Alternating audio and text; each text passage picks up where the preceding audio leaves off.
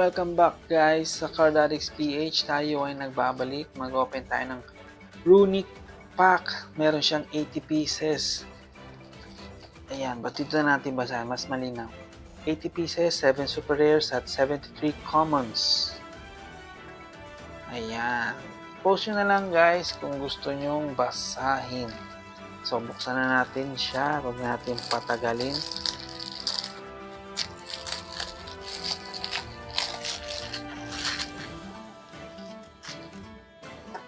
So, yun, mas maangas pag walang plastic.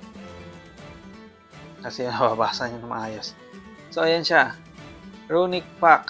Napakaganda. Sino ba si Runic dito? At ano yung Runic? Diba? Binubuksan ko, hindi man lang ako nag-research kung ano yun. Basta bukas lang ako ng bukas. Reviewin lang naman natin to. Hindi man tayo mga researchers.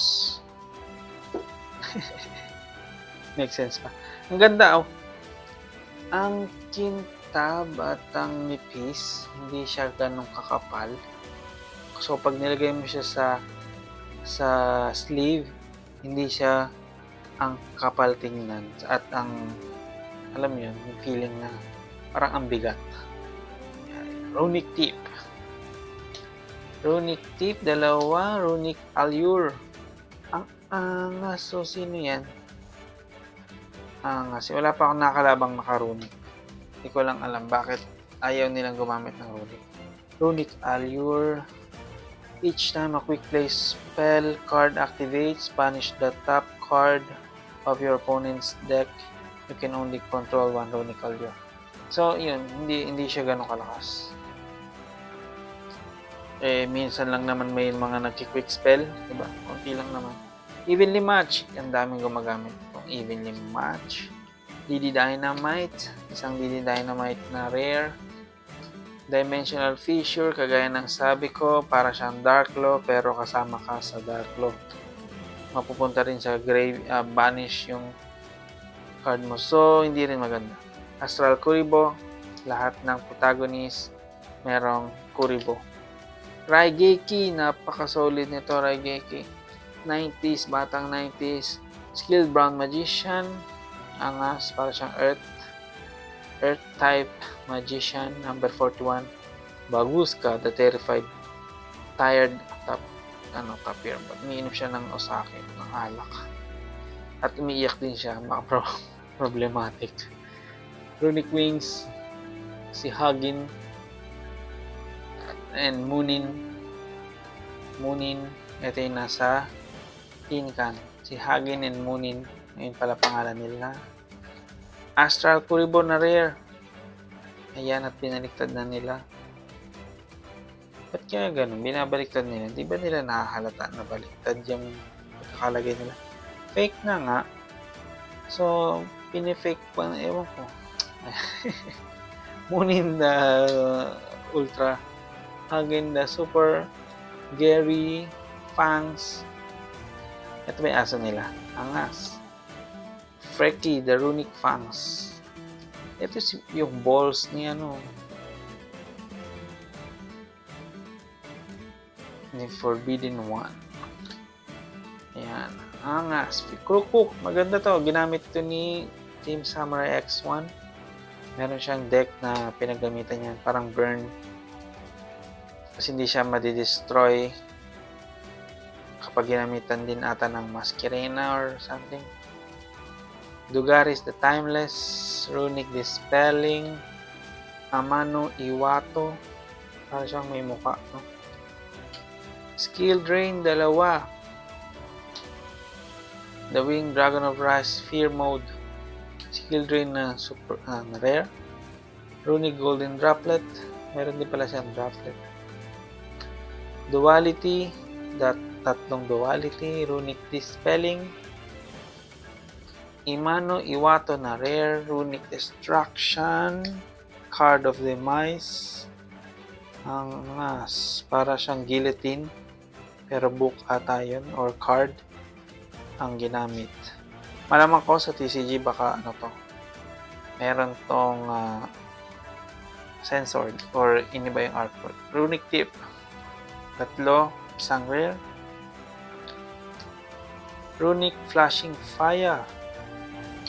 Path of Desiri. Runic Smithing Storm. Smiting. Kasi ano siya eh. Parang H. So, Smiting Storm. Parang siyang si Thor.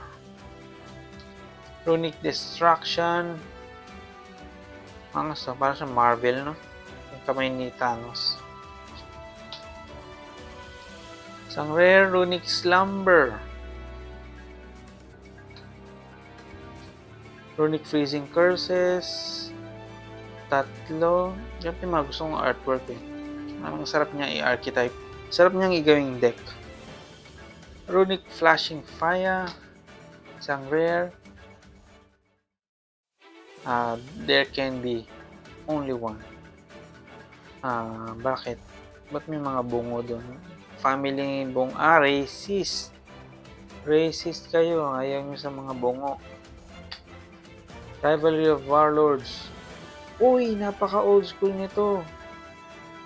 Each player can only control one type of monster. Send all other plays of monster they control to the graveyard. Napaka old school nito. Runic Fountain.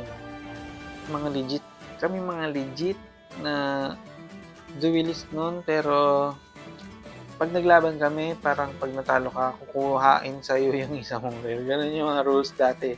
Parang dark games.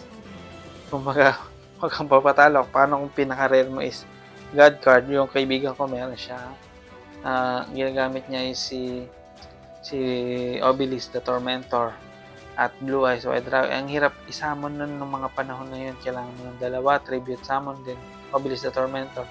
Parang may mga sabi-sabi pa nun na hindi mo siya pwedeng tablan ng magic or effect kahit walang nakasulat doon. Ewan ko kung ganun talaga. Slumber. Ganun yung nangyayari na. Natalo siya. Kinuha yung Obelisk niyan. May mga dumadayo pa sa amin nun. Ayan o. Runic Fangs Gary. May mga dumadayo pa nun para lang makapaglaro Yu-Gi-Oh! Ang gaganda pa nun. Mga naka-sleeves pa. Dadayo yung mga yun. May mga daladalang cards. And there can be only one. At Rivalry Warlords. Nakamiss lang balikan kasi yung mga old structure decks nun, mga yung Fire, yung Water, yung Dark World, Dark Lord ba yun? Yung Vampire, yun yung mga dating naabutan ko nun. So nakamiss lang. Meron ding Hero, lahat nandun na ata. Parang 250 lang yun, tas nasa box. Parang pag bumili ka ng OCG, TCG ngayon ng structure deck, ganun yung itsura niya natin. Ewan ko bakit tinipid na ginawa na nilang tin can, pwede naman nilang tipirin din, magawa nilang box. Mas maganda pa, diba? Presentation wise.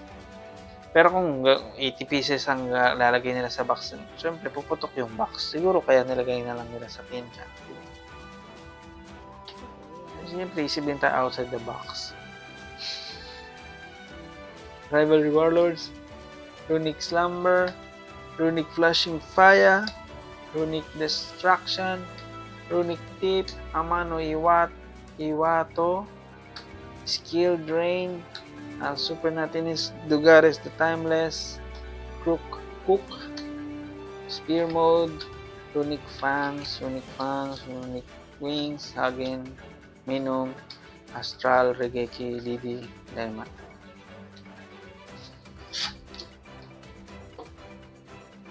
So yun lang guys, salamat at salamat sa suporta. Magbabalik ulit ang Karaz Beach.